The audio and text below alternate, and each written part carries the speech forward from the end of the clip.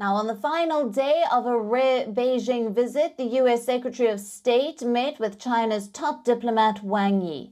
Blinken earlier held more than 7.5-hour talks with the Chinese foreign minister. Tensions have risen sharply between the world's two largest economies in recent years, especially over Taiwan, trade and human rights. Blinken's China visit could set the stage for talks between Xi and Biden at the multilateral summits later in the year. Beijing's top diplomat told the U.S. Secretary of State that Beijing and Washington must choose between the cooperation or conflict. Blinken spoke to Wang Yi, whose position in the Communist Party ranks above the foreign minister, for 3 hours. China's state broadcaster CCTV reported Wang Yi told Blinken that Beijing had no room to compromise on Taiwan. Taiwan has lived for decades under constant threat of an invasion by China. Beijing claims Taiwan as a part of its own territory to be seized one day, even by force if required.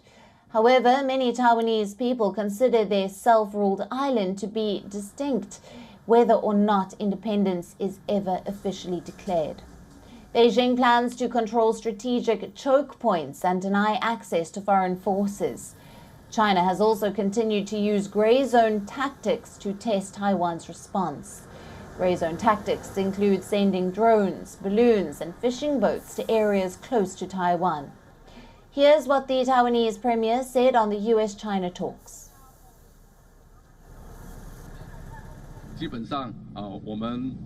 There are good communication channels between Taiwan and the United States, and communication has always been smooth. For this interaction between China and the United States, we are closely monitoring the relevant details. However, based on the practice of the two parties, including mutual trust and a tacit understanding, it's not convenient for us to announce the relevant details to the public.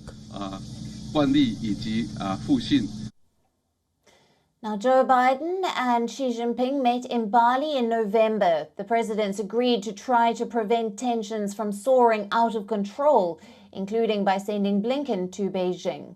The two sides have more recently looked again to keep tensions in check. Biden's national security advisor, Jake Sullivan, and top Chinese diplomat Wang Yi held an extensive closed-door meeting in Vienna last month.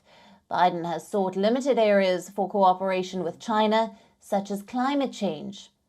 The U.S. president's approach differs from the more fully adversarial position adopted at the end of the administration of his predecessor, Donald Trump.